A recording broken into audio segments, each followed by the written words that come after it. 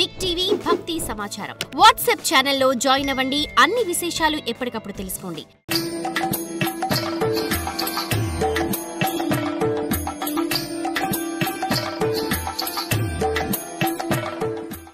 భీష్ముడు కృష్ణుడికి నమస్కరించి ఇలా అన్నాడు, దేవా, నీ కృప వల్ల శారీరక మానసిక బాధలు పోయాయి.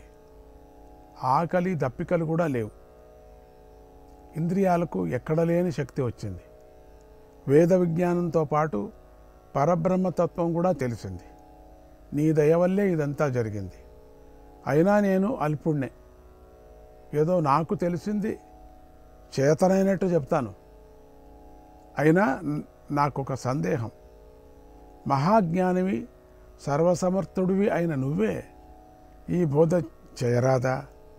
ఎందుకు ఇలా తటస్థుడిగా ఉంటుండే నన్ను ప్రోత్సహిస్తున్నావు స్వామి అన్నాడు.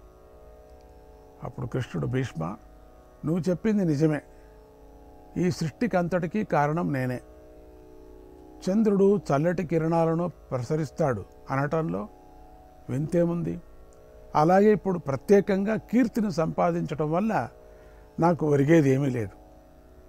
కాకపోతే నువ్వు శాశ్వత కీర్తిని సంపాదించాలని, నీ కీర్తి లోకాలన్నీ వ్యాపించాలని, నీ భక్తి అందరికీ తెలియాలని నా సంకల్పం.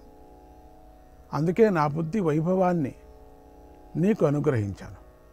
ఇక నువ్వు చెప్పబోయే సూక్తులు వేదంతో సమానమవుతాయి. నువ్వు అందరి పొగడ్తలను అందుకుంటావు.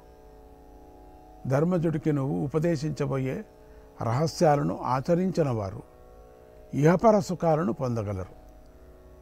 ఈ కారణంతోనే నీకు ఈ కర్తవ్యాన్ని విధించాను.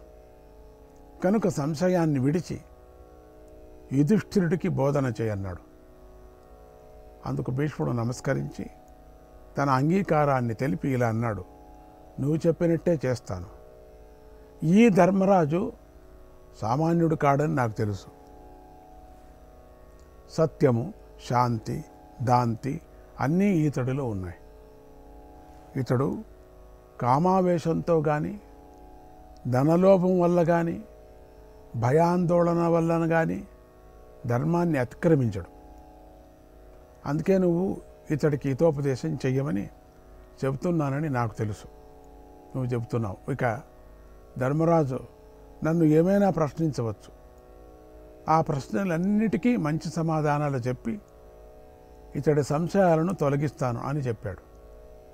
కృష్ణుడు భీష్ముడి మాటలకు సంతోషించి, ఓ కురుశ్రేష్ఠ, ఈ ధర్మరాజు యుద్ధరంగంలో బంధుమిత్రులందరినీ సంహరించాడని నీకు తెలుసు. అందువల్ల నీ ముందు తలపైకెత్తలేకపోతున్నాడు. చాలా సంకోచిస్తున్నాడు. కరుణలేని వాడినని, క్రూరాత్ముడినమని నువ్వు తిడతావేమోనని భయపడుతున్నాడు. కనుక నువ్వు ప్రేమతో ప్రసంగాన్ని ప్రారంభించన్నాడు.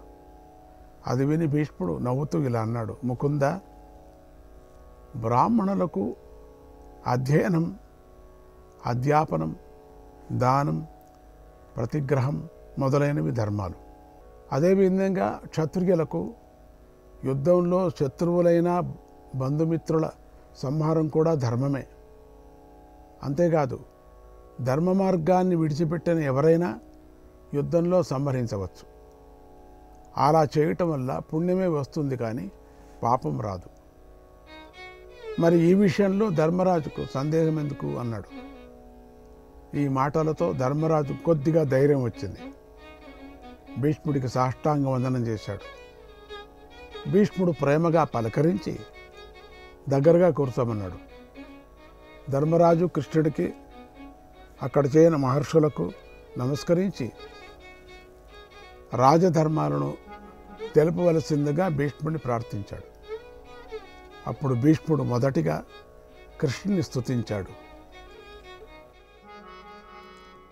విష్ణవే నమో నమో సహిష్ణవే నమో నమో, విష్ణవే నమో నమో సహిష్ణవే నమో నమో, విష్ణవే నమో నమో సహిష్ణవే నమో నమో, విష్ణవే నమో నమో సహిష్ణవే నమో నమో, శంకినే చ చక్రిణే కిరీటినే నమో నమో శంఖినే చ చక్రిణే కిరీటినే చ నమో నమో శంకినే చ చక్రిణే కిరీటినే చ నమో నమో శంఖినే చ చక్రిణే కిరీటినే చ నమో నమో విష్ణవే నమో నమో సహిష్ణవే నమో నమో శంఖినే చ చక్రిణే కిరీటినే చ నమో నమో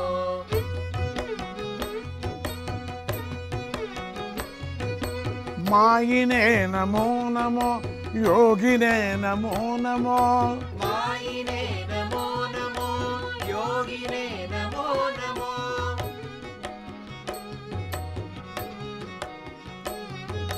తంత్రిణే చ మంత్రిణే విరక్తినే చ నమో నమో తంత్రిణే చ మంత్రిణే విరక్తినే చ నమో నమో విష్ణవే నమో నమో సహిష్ణవే నమో నమో శంఖినే చ చక్రిణే కిరీటినే చ నమో నమో విష్ణవే నమో నమో సహిష్ణవే నమో నమో శంఖినే చ చక్రిణే కిరీటినే చ నమో నమో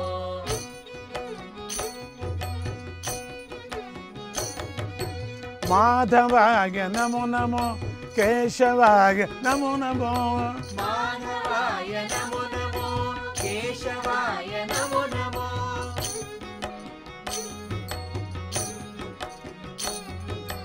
విక్రమాయ వామనాయ శ్రీధరాయ నమో నమో విక్రమాయ వామనాయ శ్రీధరాయ నమో నమో విష్ణవే నమో నమో సహిష్ణవే నమో నమో శంఖినే చ చక్రిణే కిరీటినే చ నమో నమో విష్ణవే నమో నమో సహిష్ణవే నమో నమో శంఖినే చ చక్రిణే కిరీటినే చ నమో నమో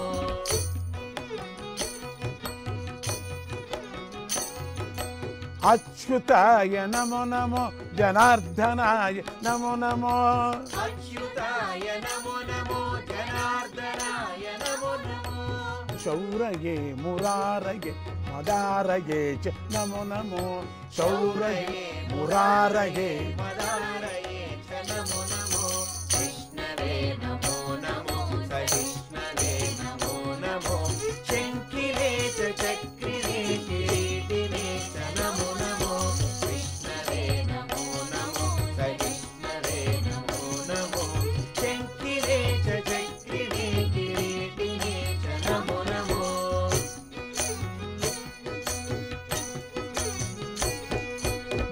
నందనందనాయ కృష్ణ నామకాయ నమో నమో నందనందనాయ కృష్ణ నామకాయ నమో నమో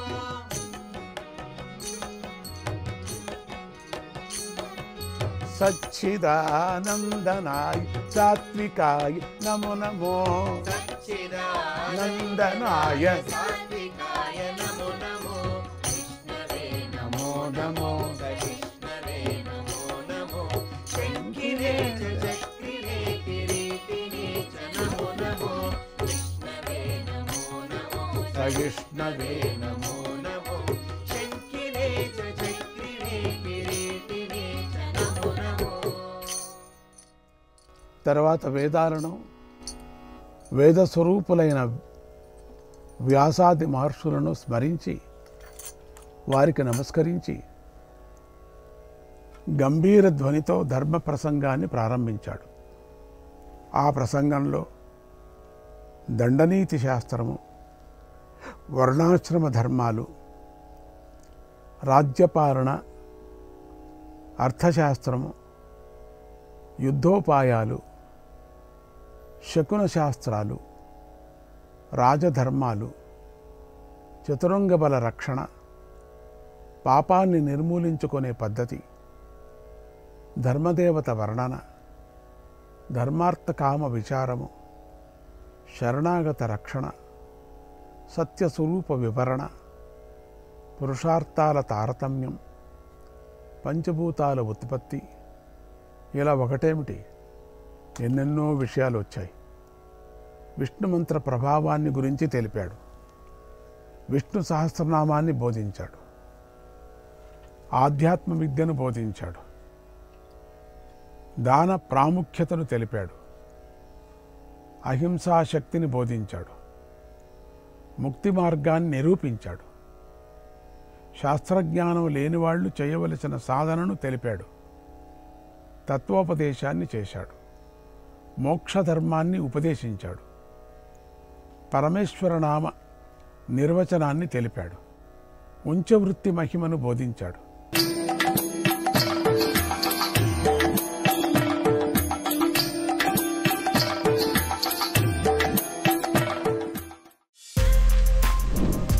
For more videos like this, subscribe Big TV channel.